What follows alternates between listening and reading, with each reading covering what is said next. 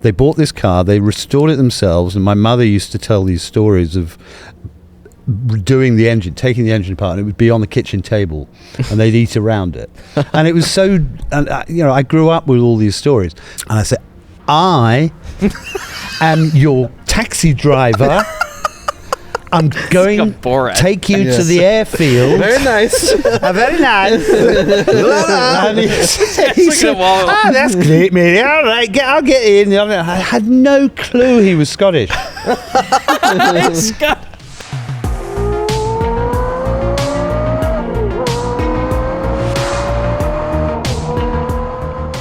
So welcome back to another episode of In the Driver's Seat with ABS. You join us at our Audrain Motorsport's Vanderbilt Club here in Newport, Rhode Island, and we are joined by the President of Audrain, Mr. Nic Waller. Now I'd say Sir Bloke Nic Waller.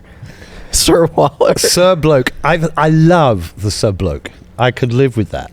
I think the first time I called you, well, I first started calling you Mr. Bloke, yep. But I felt that, in your Britishness, you weren't a Mr., you were a Sir. I knighted you Sir Bloke. Finally. Yeah. Something I've been striving to for 65 years. Good grief. Was that MBE? No, MBE. Yeah, I'd go for MBE. MBE? Yep. That'd be cool.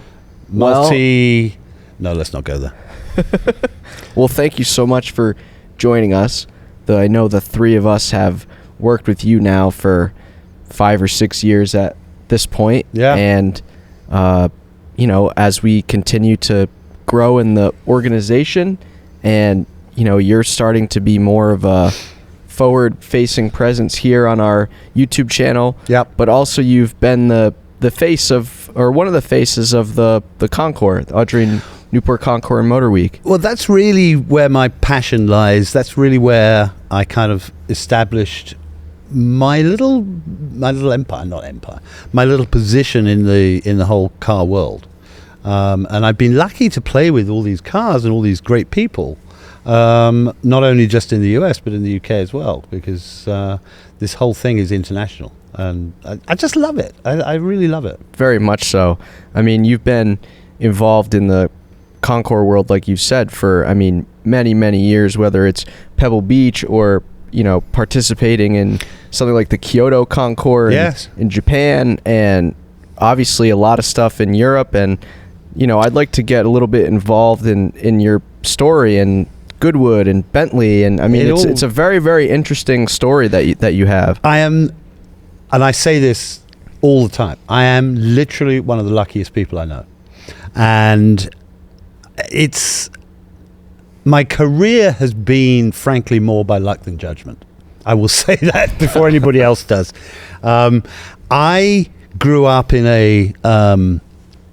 with a family with a car background. My parents had Bentleys back in the 50s. I think my father bought his first Bentley in 1949. In fact, I still have the check stub. Wow. That he paid for his first 4.5 litre Bentley, and I think it cost him £423, $500. And this was back in about 1950, so this is before I was born. And my mother and my father bought this car, and it was in reasonably good condition, but they restored it themselves. There were no restoration companies. You've got to remember that in 1950, a 4.5 litre Bentley like theirs, it was a 20-year-old car. Yeah. It was built in 1930. Car. So it was just a second-hand car, really. But the Bentley Drivers Club had started, and my father was one of the sort of first people to join it in 1949, 1950. They bought this car, they restored it themselves, and my mother used to tell these stories of doing the engine, taking the engine apart, and it would be on the kitchen table, and they'd eat around it. And it was so, I grew up with all these stories. And my father had Bentleys right up until the sort of early 1980s. But they won the Bentley Drivers Club Concours, which at the time was at Kensington Gardens in London. I remember going there as a child, and my father and my uncle had actually built, probably on the kitchen table, a miniature vintage Bentley, little pedal car. And I vividly remember driving this around Bentley Drivers Club, not knowing what I was doing. It wasn't a thing. but it's kind of in the blood. Yeah. And I know you, Sean, love the vintage Bentley. You love driving the 3 liter. 3 liters quickly became one of my favorite cars. I love that. There is something about Bentleys and the owners, and they're just so usable. But it's the whole lifestyle, right? And the Bentley Drivers Club was one of the most enthusiastic, and still is to a certain extent, one of the most enthusiastic clubs in the world, in the UK. Anyway, so I had all that background. My godfather was a great friend of my father's, and his name was Stan Sedgwick. He was president of the Bentley Drivers Club. That is the most British sounding name British. I can't help it. Went right over my head. Like, that's normal. Extremely British. There was a movie, The Godfather. Yeah. That was American. Yeah, but that's Italian. That's true. Good point. Anyway, moving on. We're not here to talk about the films. So I guess I had nowhere else to go, although I did. So I was very lucky, and I went to a very nice school in London, Dulwich College. Grew up in this kind of very fluffy environment, not really knowing how privileged I was or how lucky I was. And from there, I went into art because it's the only thing I could do. Failed most of my exams. Got into an art school in London, St Martin's. Had a great time there. Got into then, after a few years, I got into publishing and printing. After I had spent time, I lived in Philadelphia for 2 years. So I kind of learnt to speak American. And I understood how America worked. And I think that was very formative, and it's been very formative and helpful moving to the US. And how old were you at that point? How old? In Philly? Yeah. Do you think there was crossover with David DiMuzio? He is my father. He is 65. So you guys were on the same path. We're on the same. We must have been on the same page. Wasn't your father a photographer as well at Le Mans? Interestingly, the hobby. Yeah, as a hobby, both my parents, both of them were photographers, and weren't they there when the accident happened? Yeah, they were at Le Mans. One of the coolest things was you were like, when we saw the 51 SL, the car Rod Emery restored for 50s, the 52s, Le Mans. The SL, the Porsche that one, and and you were like, oh yeah, my dad was there, and here's a picture he took of it. So cool. We were here for an open house one night, and I had a book out on like the Monte Carlo rally or something, or maybe it was a different book. And Waller goes, oh yeah, my father has a photo in this book, and look, here's my mom. It's like, I know. And that's what made me kind of realize, like, everyone in Nic Waller's formative years was a major car enthusiast. Yep.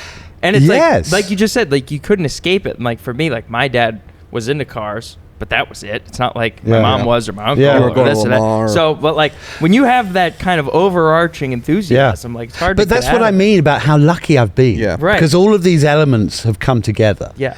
And the Le Mans years again. Started before I was born. Yeah. But I grew up with the stories of Briggs Cunningham because my parents knew him and were at Le Mans with him during all the 50s when he was at his It's like peak. cheating. And now you're in Newport. I know. Full circle. You're very lucky. And he left me this box of when he died. Was your father? Yeah. Oh, I thought you were saying Briggs Cunningham. No. Wait, what? What? No. Although I do have some stuff from him. Yeah. But I found a box of negatives, or actually rolls of film, 35mm black and white film, that had never been printed. And my father I do not understand to this day why he never did anything with them. And I thought, well, these are interesting. I rolled them, looked at them, and there are all this stuff from Le Mans. Wow. And other races, and Bentley Drivers Club. So I spent God knows how many hours scanning these, and then printing them. And I suddenly realized this is a superb archive of completely unseen, all original, fabulous photographs from behind the scenes. They're not just cars going around the track. These are sort of people. And so I found all these great images, and there was one image that I didn't actually know who they were. And I'll have to come back to this as a story, because it was a photograph in the paddock at Le Mans. And during the 50s, it was very amateur hour. It wasn't slick and shiny and money sloshing around. It was there were these tents, these sort of canvas wooden framed things behind the pits, and each team would have one of these. And I had a photograph of this group of people in one of these tented boxes, and I said, I recognise that one guy. I recognise him. One was Sterling Moss. One was William Lyons from Jaguar. One was Norman Dewis. One was Tony Rolt and Duncan Hamilton, who won Le Mans in 1953, 54. And Sterling Moss was there, and on the side were Sterling Moss's parents putting up this sign. And I thought, these are amazing little snapshots of history in the whole car world. Anyway, it gave me a huge kick and a huge thrill to sort of produce these.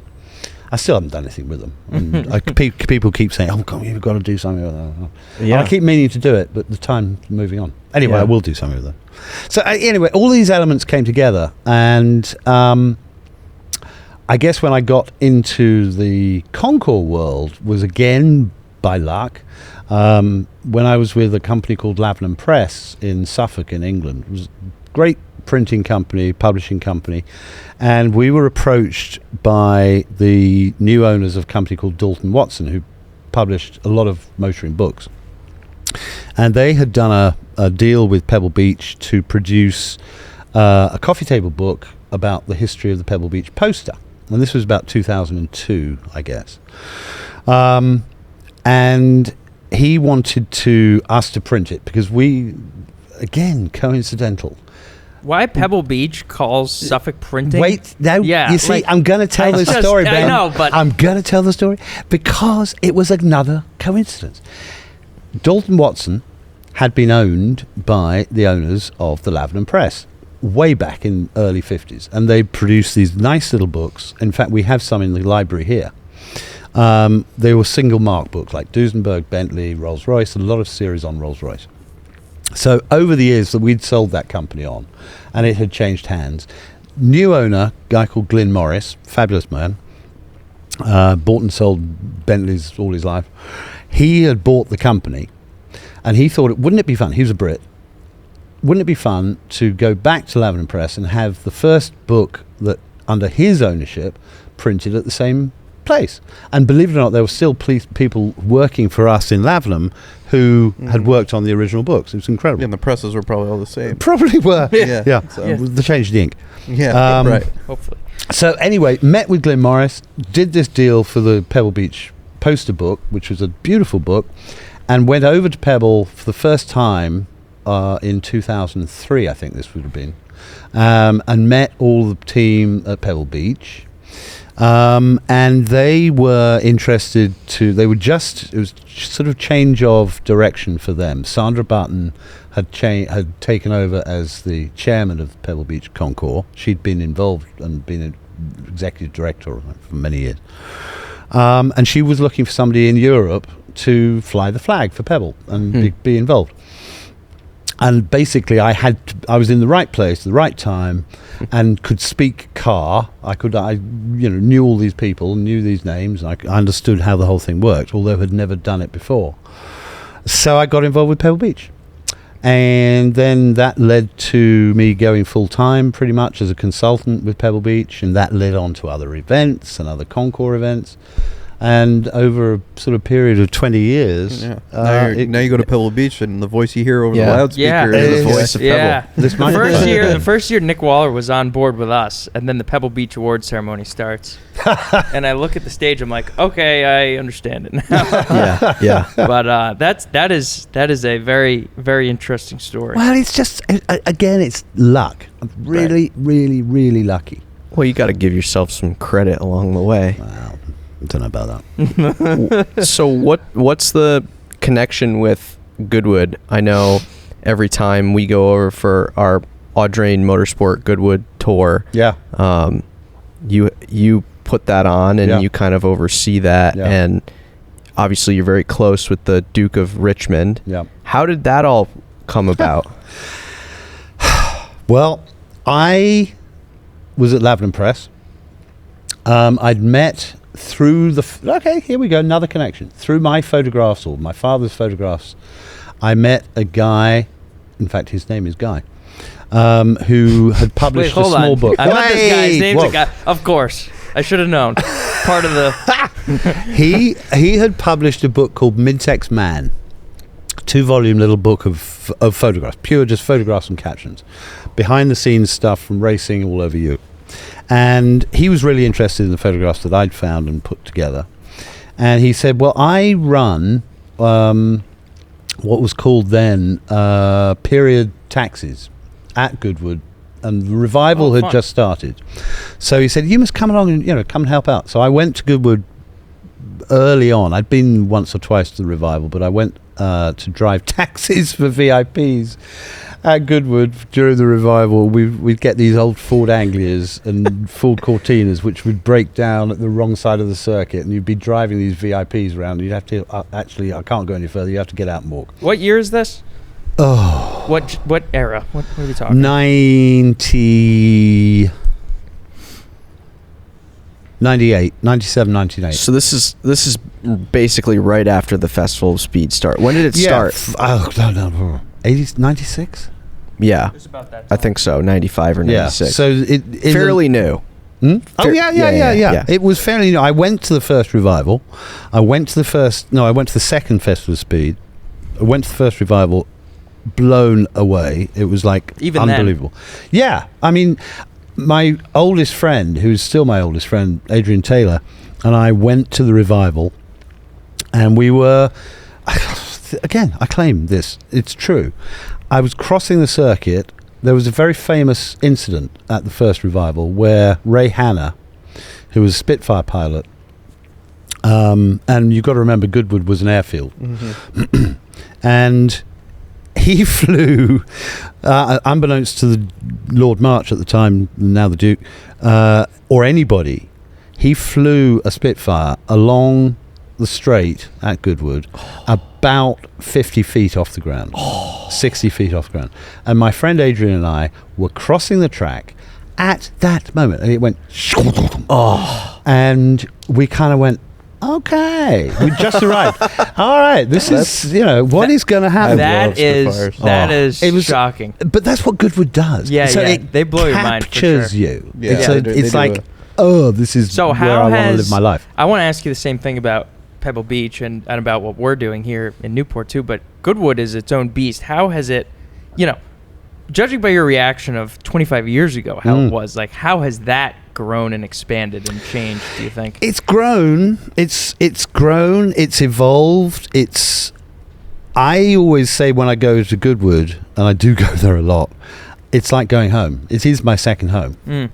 Both my heart, my brain, my enthusiasm, everything I love is there at Goodwood. And that's what we're trying to do here. And I don't take much credit for it, but that's what I hope to sort of build upon. The community, the camaraderie, the passion, the enjoyment. We're there to have fun. But this is, we have fun. We are so lucky to play in this game. And Goodwood, I think one thing that we relate well to Goodwood is the authenticity in which we do things. I think Goodwood has a real, strong way of tying things back to the past. And here in Newport, it's it's not like we're racing and we have these great paddocks and all this, but we're in a setting where these cars live. Totally right. And exactly. And it makes it so much of a different experience than going to a parking lot or a golf course or something like that. Yeah. I'm again going back to my parents because I owe so much to my parents. They used to go to the Goodwood throughout the 50s again when it was up and running as an international circuit. It was a proper motor racing meeting. And again, had heard all these stories about Goodwood. So for me to go back now as being part of the members meeting, which we're very lucky to do, I kind of owe it to them again. Full circle. It's full circle. Well, it really is crazy because, I've said on here multiple times, and one of my main goals, like when I'm in the museum, is relating to kids and saying, like telling them, how can you get here? Yeah. And that's a great way to start early, is getting your parents to take you to the racetrack or take you to these events. And here it's more difficult because being a Rhode Islander, we don't drive more than 40 minutes for anything, right? Don't get go off the past island. the 30 tower, minutes. bro. Nick doesn't get off the island anymore. Like Scary Easy out there. pass, forget about it. What is an easy pass? I know. But as an 8-year-old or 10-year-old, if you can get to a place like Lime Rock or Thompson or Seacon Speedway. Well, okay, you you just mentioned Lime Rock. Lime Rock is as close as I think you can get to Goodwood. Yes. In style, in atmosphere, it's still a very traditional track. I encourage everyone to go to the historics there. Yeah. It is legitimate. Yeah. It really is. So it's it's pretty much on our doorstep. Yeah. Where were we? What were we talking about? Sorry, I want to tell you this story. You're talking about yourself. No. Well, I am. I'm not you. I'm not good at this. So, going back to I've got a fabulous story. Going back to driving taxis. God. Very appropriate. We got a call, and we used to drive these VIPs or drivers wherever they needed to go. Back to the hotel. This is great. We have a new role for you during Motor Week. Oh, I'll do it. I love up the escalator. Don't tell you to turn left when you got to turn right, though. It was the funniest time. It really was. I literally drove Sterling Moss and his wife Susie in the back of my taxi. Amazing. Jack Brabham, back of my taxi. Tony Brooks, back of my taxi. All these people. And we get a call. This guy, Dario, I couldn't even pronounce his name. Dario Frankie something or other. Never heard of him. But I was told, indie driver, world famous, he's going from the drivers club, got to take him to the airfield. I thought, okay, well, how hard can this be? So I said, does he speak English? Because I thought he's Italian. And the guy who was winding me up, obviously, it turns out, said, no, I don't think he speaks English. Oh, okay.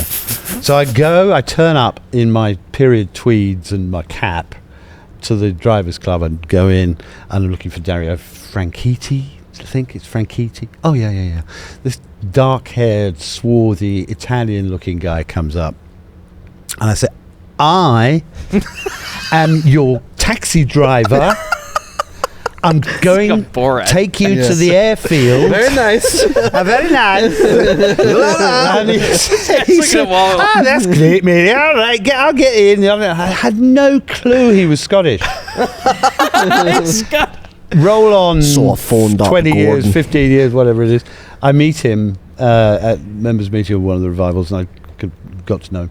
And I told him this story. Thank God he'd forgotten. But did he think it was funny? I think so. Yeah. He didn't hit me or anything. Well, I mean, with a name you still can't pronounce his name. I still can't pronounce his name. Dario Franchitti. I mean, with a name like that, and he looks so Italian. Exactly. He's like the most Italian-looking Scotsman you'd ever imagine. Yeah. Anyway, fun and games. Fun and games. I was hooked. I couldn't do anything else. Yeah. I had to go. I had to get into the car world. So, I have a question for you. Not to shift gears here, but you're a British man, and you do drive a Jaguar for a daily driver. Yes. Wait, why do you laugh? You how's the Jaguar doing?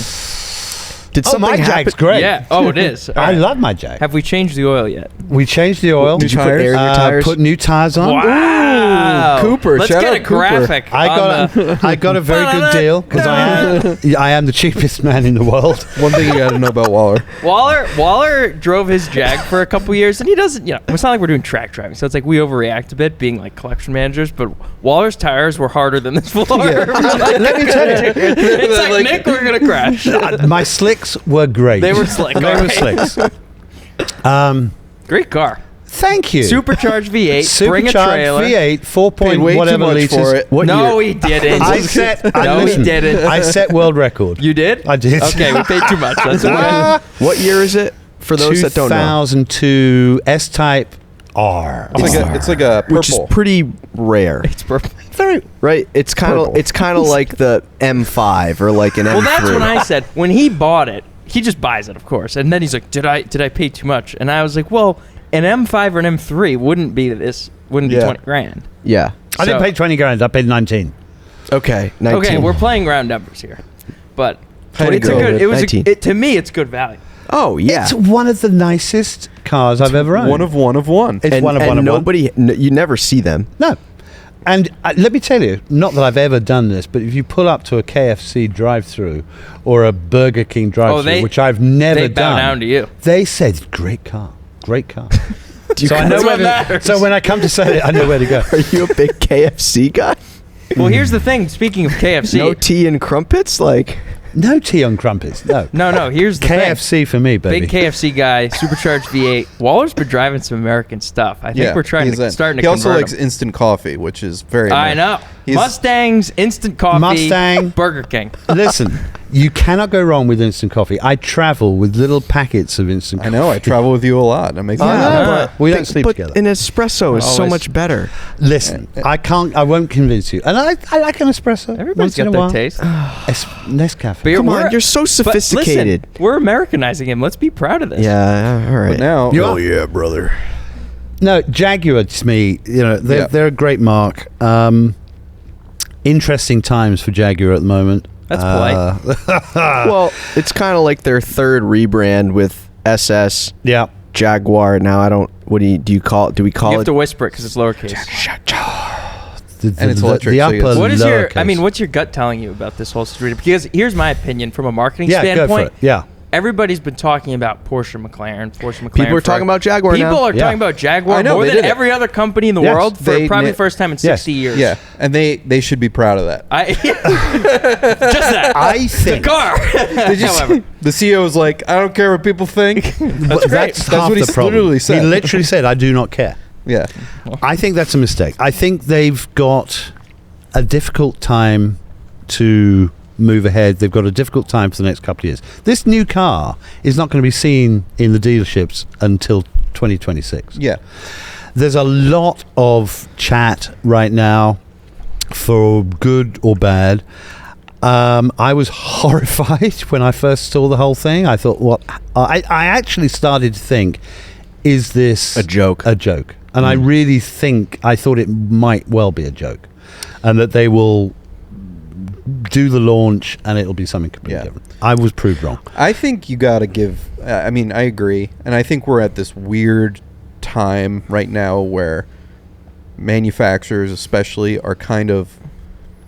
They don't know what to do. Mm-hmm. They don't know whether to. That's a good point. They seriously. I think electric cars aren't selling. And they've committed to making electric cars. Now they're trying to decide, do we go back? And you can see Nissan, I think one of the senior executives says they literally have 14 months left before. It's crazy. Screwed. I'm laughing, but it's like no one's buying these cars. No one knows what to do right now. Yeah. And I think Jaguar, with this rebrand, obviously a lot of time went into it. You don't just, this is years and years of development. Okay. Of course, like we were saying, everyone's talking about it. These two cars that they've shown, obviously, they have a vision. They're not going into production. What are they actually making? Are they actually going to be electric? They, as much as you want to hate what they did, they accomplished what they went after, which is literally even non-car people are talking about it, which know. Yeah. And of course, we feel bad for the. I was thinking about it today. We were dropping a car off at Porsche, and there was a Jaguar dealer across the street. And, I was looking at the Jaguar logo and with the Jaguar. And you look at it, and you're like, yeah, it is dated. I mean... It is. But yet the thing is, you got to appreciate the... Almost like the balls to do it. Yeah. And you've got to remember... No one knows what to do. You've got to remember, Jaguar probably have been propped up, supported by Land Rover. Of course. For the last... goodness knows how long. And right now they are at a junction. I think that their marketing department have misread the runes. I think they have got it wrong. I think they may well have got it right with the car, except that it's electric and they're going fully electric. And I think electric cars right now is in very questionable territory. Agreed. I think hybrid or whatever, hydrogen, I don't know. I'd love to see hydrogen move forward. They could have easily killed the brand. Easily. They could easily have killed the brand, and they've done damage to the brand. I have a question. Yeah. For Nic Waller. Fuck you.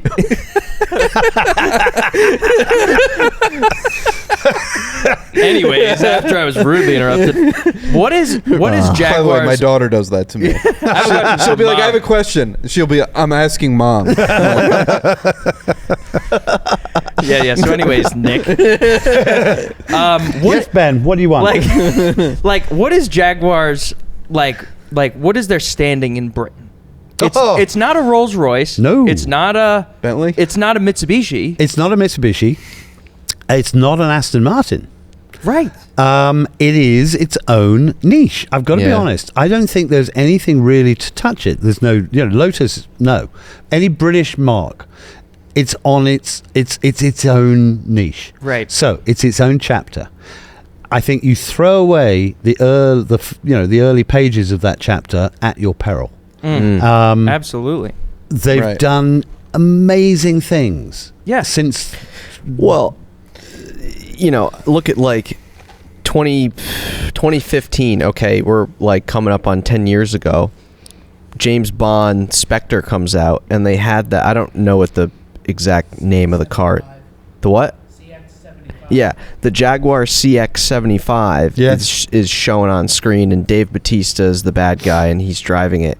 And when I saw that in the movie, that was a two-door supercar. Two-door supercar. When I saw that in the movie, great car. Because James Bond is always Aston Martin. They had the DB10 or DB11. I think it was the DB10 concept that he drives. Cool-looking car. But when that Jag came on the screen, I was like, that is one of the best new-looking supercars I've ever seen. And they didn't even make it. I know. I remember the first time I thought the F-Type was great. Yeah. I remember the first time I heard the F-Type, I nearly...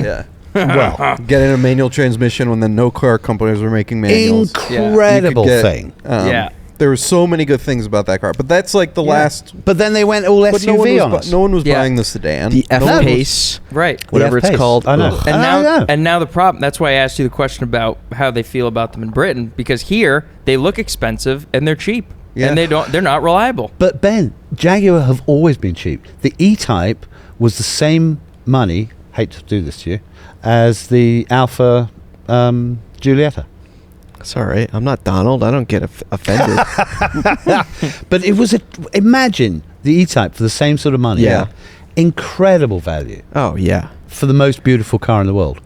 And they made so many different iterations of it with straight 6, V12. I mean, very well. So now what I fear is going to happen is you're going to have this crazy angular looking Jaguar that looks expensive and has the quality of a Cybertruck.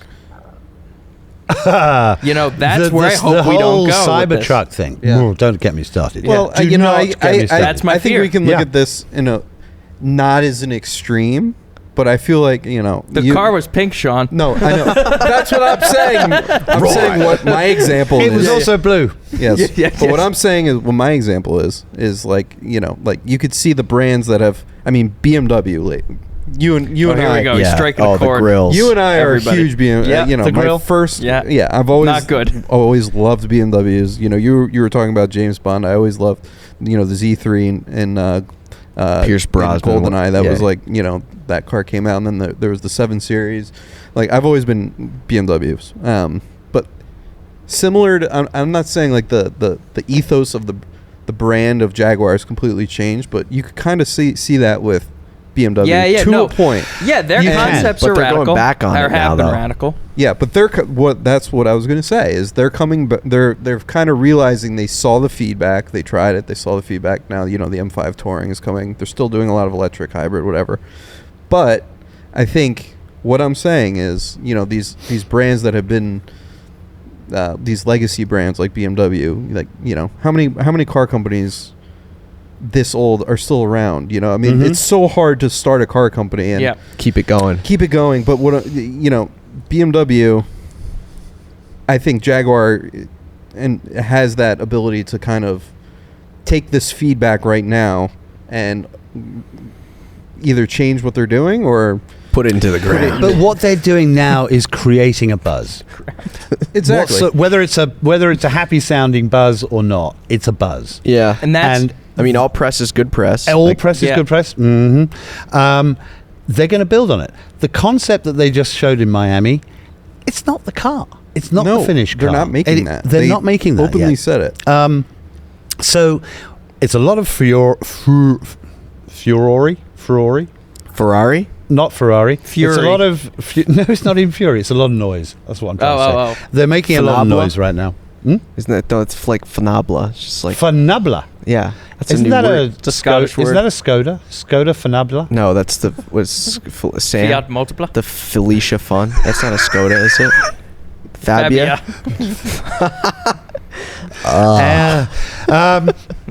It is interesting. I think we'll cut that. The whole market today. I think it's just like Ferrari with the SF90 and these cars are just... These companies have to attract buyers who aren't as in-depth as us. I know. That's part of the challenge. That's our problem. We're sitting here, we live and breathe cars. And I've always said, when you work in the car industry or the car hobby or whatever you want to call it, we get slightly immune to amazing things. We walk past Bugattis all the time. We walk past Lamborghinis all the time. And it's like, okay, Sean and I had our first moment in a while where we were with a car in person and were absolutely shocked by walking around and that was a Lancia Delta S4 rally car. And in Martini. And seeing it best. It got dropped. It's in our next exhibition. It's going to be a great show. I highly encourage everyone to see this car and all the other stunning cars that are in the show. Yeah. It's going to be a great show. Sean and I spent about 2 or 3 minutes with it, just with the car yesterday, and we were buzzing. I know. Yeah. Yeah, you don't get that. I love that. And you never see them. You never see them. No, never. I've got to agree with you, Ben. The next exhibit, the Monaco that's going to be show really at the museum, is really going to be special. The car list is epic. The car list is insane. Yeah. I mean, 2 of these cars behind us, the Formula F310B and the MP44 McLaren. The amount of authentic posters we have for this show that are larger than life. Thank you to Murray Smith, who is like a living encyclopedia. Murray has lived the life. You couldn't. He's unique. Well, we've talked about having him on a podcast, but it doesn't do him justice because he has 20,000 stories, and each story is so in depth and has so many like real characters from the racing world. It's shocking to palate. Yeah. It really is. We're very lucky to have him living in Newport and being a friend of the Audrain. He's so nice. He's so helpful. He has a Lewis Hamilton helmet in his office and Senna's helmet. I was like, Senna's helmet. Can you give a quick biopic on who Murray Smith is and what his contribution to the show is? He grew he was an advertising executive. He worked with all the big brands. Rolex, he was an ambassador for Rolex. He raced in period semi-professionally. He raced Le Mans. He's done Carrera Panamericana. He managed Alain de Cadenet's Le Mans team. Wow. When de Cadenet went to Le Mans, I think 2 or 3 years running, Murray managed his team. He knows everybody. And the cars he owned. The cars he's owned. He raced with Phil Hill. He knew all these guys. He knew all these drivers. And you would never know it now. He was a good-looking guy too. Oh my gosh, we saw that picture of him today. Yeah. From his home. Yeah. 35 years old. Yeah. I mean, he's still a good-looking guy. Obviously, Murray, if you're listening. Murray, we were shocked. We have a crush on you now, Murray. Don't tell him. Mr. Waller was. Don't tell him that. Don't tell him that. Anyway, I've known Murray for a long time. Amazing stories. Every time I see him, it's just, I just never want to stop him from talking. So this has been his kind of baby for a while, and he's worked with us to put it all together. So we really, truly are grateful to him. Mm-hmm. And he's worked tirelessly and opened up his archive, opened up his collection. I'm really looking forward to it. I am too. Yeah, I am too. It's going to be a very special show, and most of the cars are not from our collection. So for Sean and I, for the last they're new to Newport. They really are. Yeah, we're gonna. Sean and I for the last week have been just basically figuring out on the map who's going where and when to make sure they all get here on time. So that's been fun. I love in my new role, because I've been looking at this from the outside, but I've been more involved with David DiMuzio and you and putting the whole thing together with the team at the Audrain. It's fascinating how these exhibits come together. It's fun. A lot of moving parts. It's fun. A lot of moving parts, and that's why I love. It's not just getting some cars and pushing them in. No. It's an awful lot more and goes into it. Each car is an operation within itself. Yeah. And you have to keep that in mind. We do that 4 times a year. Well, I think that's the magic of it. Is that the magic of it's Monaco? The magic of Monaco. Look at you! Cut. That's right, baby. Amazing. Well done. No. The magic of it in the sense that that's what's so great about the museum. I mean, you can come 4 times a year and see something different every time. The other thing we're going to be doing, we have the simulators up and running in the museum. We're going to run. This is just your excuse because you want to play. It's totally my excuse. Don't give this away. But Brooke, who's been setting this up as well, we're going to have them side by side. We're going to have them paired, and we're going to have a competition that will run the entire length of the exhibit, where you can set fastest lap on the Monaco track. It's the modern one, not the period one. But you can drive the 250F, you can drive the Alphas, you can drive other cars at Monaco. And we got this 2-month-long competition where you can set times, you can come in, sit down, practice, then set a fastest lap, and we're going to keep a track of who's doing the best laps. I think it's going to be really fun. Yeah. Yeah, I know. Yeah. Staff... Employees of the Audrain are not allowed to win. We'll have a staff list, but unfortunately Antonio won't be at the top of it. So I don't know. He'll listen, like we did a go-karting cheat, but it's all right. He says that I cheated. And the micro car race. He said that I cheated, but I did not, because we all got on the electric kart track. He's defensive. You can stop on the track and right now. Can't admit he's wrong. It's all right. No. I can admit I'm wrong, but I think this means something to you. It doesn't. No. But I'm going to tell you about it for 15 minutes. But I'm going to tell you about it anyway. At R1 Karts or any electric indoor or outdoor go-kart track, they can stop all of the go-karts with the press of a button, because Donald... I don't know. I think Donald hit the wall or something. Oh. Whatever it was. So they stopped all of our carts. Then, if you've done it, maybe because I have more experience at the electric kart track, because I've done it more than you have. And you only beat me by about point. You feel that the cart has power again, and no one was going, so I seized the opportunity for a clear track. I was waiting for Donald to go by. You could not catch up to me. That's all I'm saying. Wow. We'll have to have a rematch. That's all I'm saying, bro. How long have you been sitting on this grudge? Oh, they just say that I cheat, but they're just mad that I won. Oh. Okay. Well, I think it's we not should. Cheating. Boys. Whoa. Calm down. Guys, the president. I'm so it's fired only up. a game. Oh, it's not a game. This is real. Listen, when the visor comes down, all the gloves are off. Oh, good. I did actually change something, because I went and practiced and tried this out yesterday. And one of the settings, what are you doing? One of the settings was you could have sunlight. Oh. Dumb.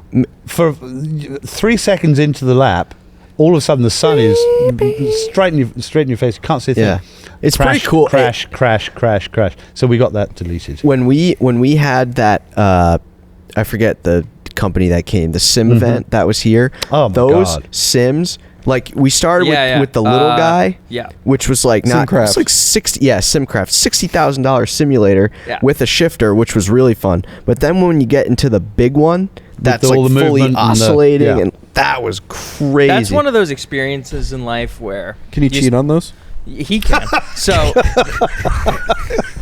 I'm gonna make you feel bad. They literally are like curing kids' cancer with those fucking things. Lasers are coming out of his smoke out of his ears. That's one of those things where you spend 10 minutes on it and then you have to force yourself to get off, or else you're gonna get hooked and then start looking online. Days will go by. Can I put a 65-month loan? Right. Yeah. I know. Yeah, literally. They are addictive. They're so addictive, and you can get so good at it. And the thing is, if you have the money and you just spend $65,000 and it's installed, there's no upkeep. No. Like there will be eventually, but it's not like you hit a pothole and you need to buy a new wheel and tire and get an alignment. I don't think you need to buy new tires for these things. No, you don't. That's the best part. It's so great to have. I checked it out because I'm, obviously into buying new tires.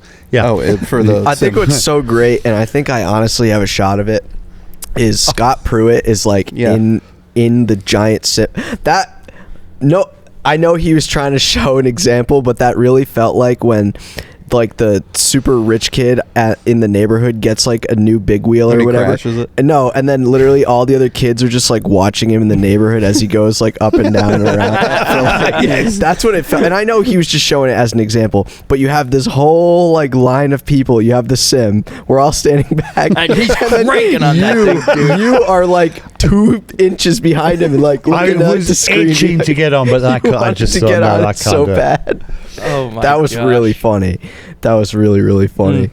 Oh God. They are. It's anyway. I encourage everybody to come to the museum, get involved with it, see the exhibit. It's going to be fabulous.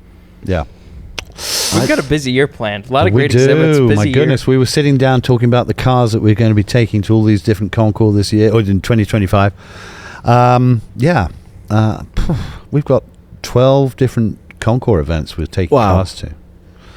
It really is amazing. I mean, we say it, and early on it was odd to believe, but like we were in Vegas in November with the ATS, and the ATS did very well. It was fun to bring that car. Yeah.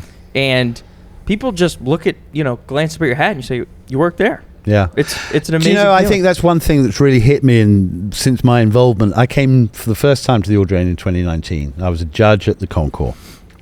We were blown away. All of the judges, all of the entrants. And I'd known Donald, I'd known Nick Schorsch very well.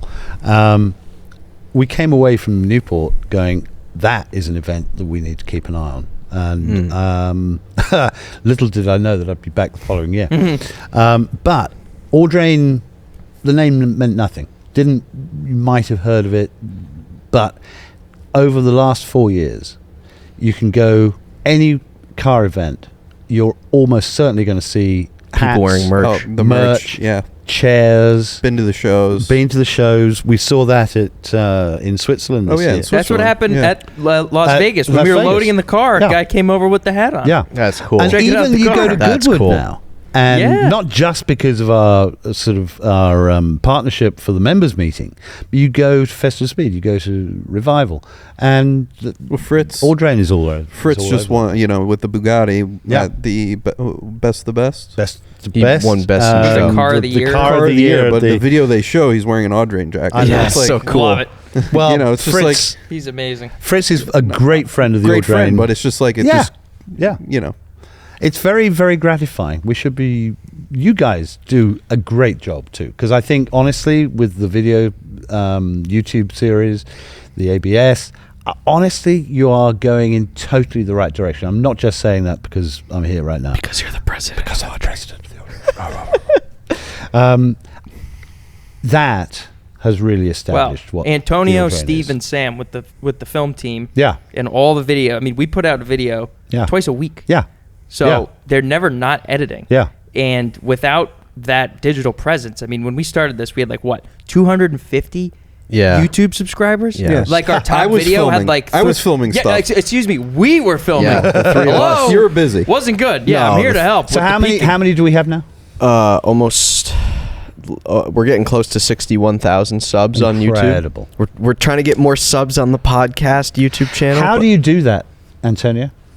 That you just hit the subscribe button. Oh, it's really difficult. I thought you were asking me because I didn't know if it's when you come to me with an issue with your iPhone. You're doing I was going into an algorithm talk. Yeah. That's a whole nother discussion. But without that, we wouldn't have that global reach. No, we really wouldn't. People spread it word of mouth. But then if you can go on and see the stuff on YouTube. It's YouTube, going out there in person, meeting everybody. I mean, we were up for the Historical Motoring Awards. Yeah. Media Group of the year. Audio, video, media for the entirety of the car world. Was nominated from the entire world. Nuts. Very cool. I mean, Goodwood, Haggerty, all these big. Simon Kidston were big. They do great work. We do fabulous work. We really, truly do. And I am immensely proud to be a part of it. I truly am. I'll say that. Don't tell anybody that, for goodness sake. But I really am. It's we're a great bunch. We're a good bunch of chaps. So I have a question for Nick. Leaving? How has the Audrain to you been, a different scope as opposed to, other events? Because what's fun about this, and what's fun for me, and I know Sean and I go back and forth about this, we get to work every day, And there are days where you have no idea what to expect. Yeah. And then you end up having this amazing day, meeting some amazing person or whatever it might be. But what's great about the events that we do and the things that we host is they're all under our umbrella. They are. I don't think there is and I'm blowing our own trumpet. I don't think there is another company, group, organization that are doing so many different things anywhere in the world. We put on an international concours. Not just a concours. 3-4 days of events, the Motor Week. We do the Cars and Coffee series that gets 300-400 cars every Sunday throughout the spring and summer. April and November. Incredible. The enthusiasm in Rhode Island, the Northeast. That's become an event within itself. Yeah. We do the museum. We have the video, YouTube. We have all of our different ancillary companies, the car storage, the Park Place. We do tours. We do the tours and rallies. Tours and rallies. There's nobody else doing this amount of stuff with a very passionate team, young team. I'm the oldest now. I think I'm the oldest member of this organization. That's why you're Sir Bloke, MBE. Yeah, that's why your cane's hanging on the back of your chair. Don't mention the cane. In fact, I'm amazed I haven't had to have a bathroom break. Anyway, let's not do that. It wasn't even funny. I'm like, yeah, it's true. Yeah, man, I'm ready to go too. I'm serious. We're amazing. We are an amazing group. And we'll only get better too. Yeah. It will only get better. Yeah. It's great. It's going to be huge. By 2020. That's the other president. yeah. Make Audrain great. A lot of people said we couldn't do it. We did.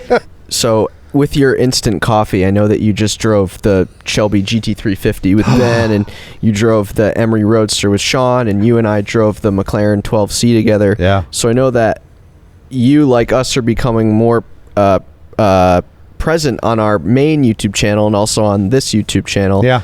What has it been like to because I know every time we do driving videos, you're very nervous. I don't know. I'm very nervous. You get you're very nervous, but I think, especially in the GT350 video, you look like you were having a lot of fun. That car's epic. You could see Nick will steal that car one day. I promise you, that car is going to. We'll hear you. We'll know where you are. Yeah, we'll know exactly where you are 10 miles away.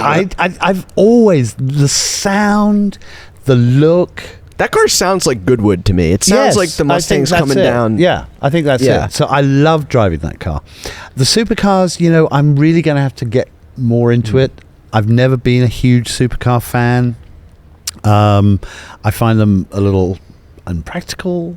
Maybe I'm just too old. I'm too boring. But, we'll get into it. I beg your pardon? I'm just kidding.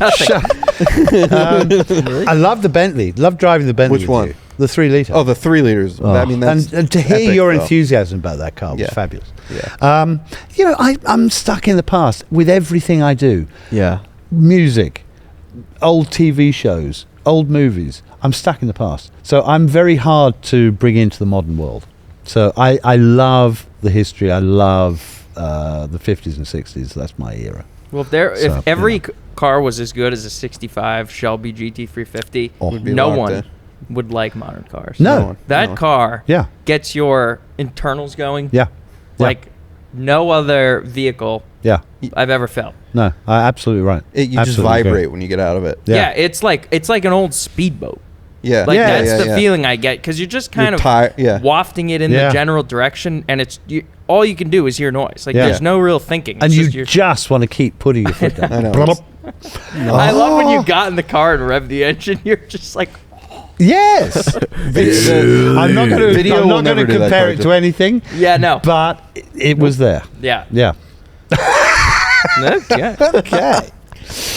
Anyway, no, I'm very lucky, and thank you. Are there any cars that you're looking to drive? I do want to drive the Bizzarini. Really? Oh, Bizzarini. The Bizzarini. Why is that? You'll want to drive it. I've always liked them. I think it's a great crossover. You should put on your race suit thing. if you drive it. Right. You'll be pleasantly. I want to drive the Tiger. Oh, the Sunbeam Tiger. The new one? Yeah. The race car? The race car. I want to drive that. Yeah. I definitely want to drive the Alpha. Which Alpha? The GTV, the GTA that's a good one. replica thing. That car is fabulous. Stuff that Rev. That Alpha is ridiculous. You're a big Alpha guy. I am. I've had Alphas a long, long time. Yeah. In fact, one of my first cars I bought with my own money was an Alpha GTV 1750. You know what car you'd really like, actually? What? Seriously, am I joking? The 67S. Oh, yeah, I would. Exactly. I know we make Porsches, but that is...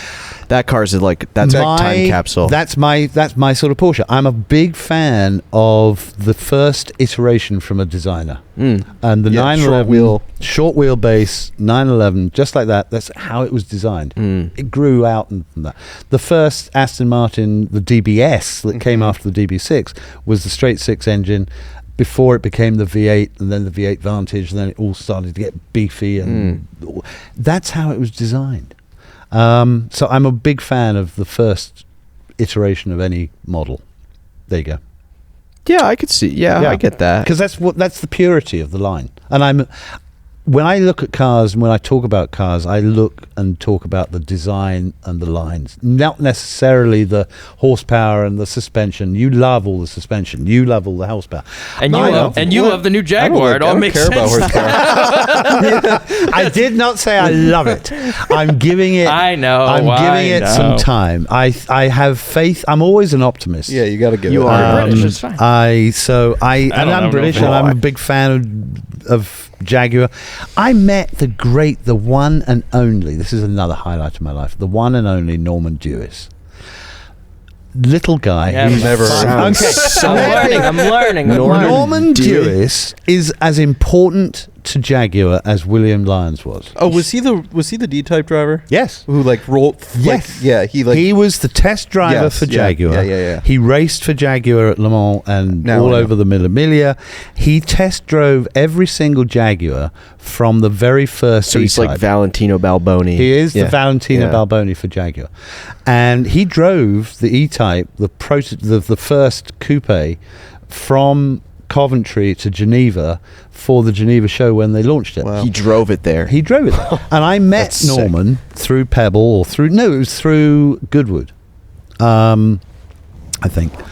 Anyway, little guy. He was friendly with Sterling Moss, and I got to know him. Did he speak in 2014 at that panel with Sterling Moss? Yes. That's where I heard. So I listened to him, and that's when he talked about. And he had the most wonderful stories. Oh, it was crazy. And that really made. He also came to a speed trial that I set up in England once, and he brought the Le Mans 1955. The disaster year, winning D-Type to this speed trial. And he said, come on, boy, come and get a passenger. I didn't drive it.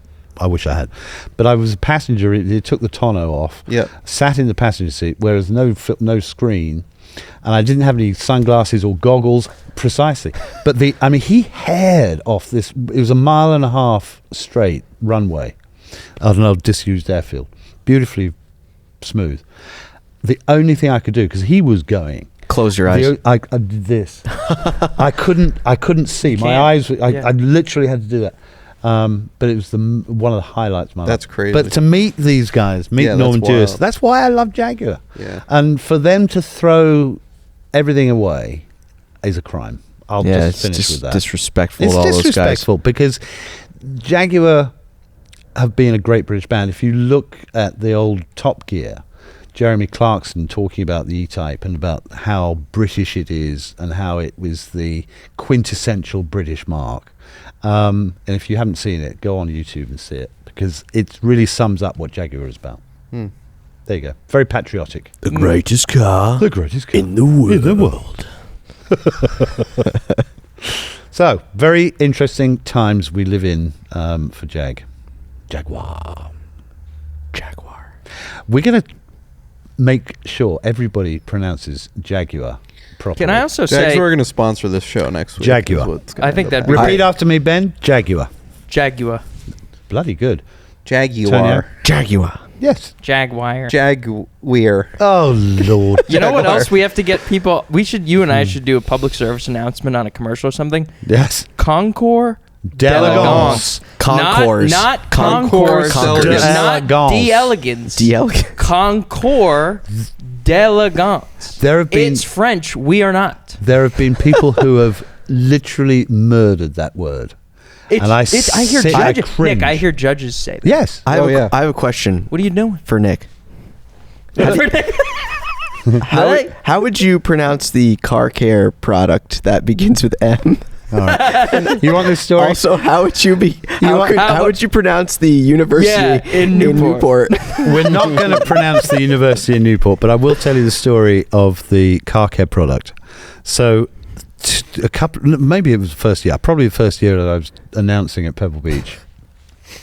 And I was nervous. It's a big deal. Shockingly. Really? Right. No, I'm not Justin Bell. There you go. And one of the classes was sponsored by this car care product. You've probably heard of it. And this car care product I don't think it was ever really sold in the UK. So I had never really heard the name. And I had to read this out. And if you look at how it's spelled, it doesn't really spell the same way it sounds. Right. So sure. I welcomed to the stage to present the award Barry McGuier. Of McGuier, a car care product. Or I got lynched. So, Barry McGuier has lived with me. Maguire's has lived with me ever since. And Salve Regina. Yes. We'll leave it at that. Dare not say it any other way. Leave it at that. Proud of you. Use your. But it is pronounced Regina. Yeah, to you. You're the only human on earth. To the rest of the damn world. Yeah. It's No, it's Anyways. not. It is. Whose language is it? I don't know. It's Latin. I do. It's Latin. You know what? What I do, like when people say Thames Street in Newport, it sounds better as Thames. It is Thames. It sounds better as Thames. People call it Thames. That's the American pronunciation of it, and that's how you'd say it in American English. But it sounds better as Thames. It's not the Thames River. It's the Thames River. It's the Thames River. We speak named American after the Thames. here. I know. Hell yeah, brother. That's why we drive GT350s. Well, you've recently become a truck driver. So Sean has the biggest truck on the island now. It's great. And he doesn't give a truck. 2 new vehicles. We haven't spoken about your vehicles in a while. You're no longer the Tesla man. Hold on. Barry got rid of the Tesla. Barry, tell us why you got rid of the Tesla. Oh, why did I get rid of the Tesla? Well, you got rid of it because it's not practical anymore. It's not practical anymore because of my family. But three kids now. But Congratulations. what brought me over the edge, and I swear to God, this is hilarious. What brought me over the edge selling it, or trading it in, I should say, was that I didn't want to get it inspected. I didn't want it. I have smog? No, safety inspected. Smog. I have tints on it, it had tints on it, cracked rear windshield. Didn't want to put the front plate on it. I was just like, you had fabulous go faster stripes on the front bumper. So literally, I was just like, I have 2 options here. I either put like $3,000 into this and get it inspected and get a new car in 2 years, or just get it now. So I was like, that probably. So it's nothing to do with Elon Musk becoming political. Oh, I don't care about that. No, I mean, I just literally, that was like, Chester can tell you, I got pulled over. And this is the funny part. Sean gets pulled over for a tint ticket. Wow. You got a tint ticket? You have to go to court for. So, so he gets a thing. It's like, I can't pay it. I have to go to court. So he goes, so if I sell the car, do I have to deal with the ticket? I was like, Sam. I've never heard about this. So he got rid of the car. You still have to do the ticket. And he's, I still have to go. But they're like, just say that they'll clear it. But I have to go and say I sold the car. So to avoid the ticket, he jumped in the car. Brilliant. So you just bought a Denali. Just sell it. I bought a this could be a whole new business line for us. Yeah, I'm telling you. I think that's brilliant. This is what you call 4D chess. You're above the playing field. Anyway, so welcome to the Truckland. No, listen, I'm here for it. Yep. I've had pickup trucks in my past. Oh, your F350. Yeah, you're just boasting. In the past. No, I had F250. That was a 350, but I also had a Ram 1500. Hell yeah. I've ventured in every category of vehicle, I feel like, at this point. Well good for you. Good for you. It's all part of the living experience. Yeah, but it's funny. I think I'm the only human being on planet Earth who's traded in a Model 3 for a diesel. Oh, yeah. You're going diesel. I'm going reverse. That's it's awesome. diesel? I played a reverse Uno card here. What made you go for Draw 4. What made you go for diesel? Right. I wanted it. Right. No, because you got to. I mean, you got to go diesel. And you have the reality is with my, I really did beat the living shit out of the Tesla working with what I do. Just random tasks that we do. Yeah. So having the truck is helpful. Eventually, having an extra truck if we need to tow something, whatever. Yeah, no, very useful. Just like, here's the thing. If I can try and justify it, it's not going to be justified. Justify it. But here's the thing. Here's the thing. If you buy a truck that big and it doesn't have a diesel, you're getting made fun. Right, Steve? Okay. All right. Like you can't have a 5.4 like V8 in there with 300 horsepower. Like what are you pulling with that 6.6 liter diesel? Yeah, it's rated C- on the SPOG thing, which is great. That's great. Like on the window sticker, it's like smog rating C-. Hell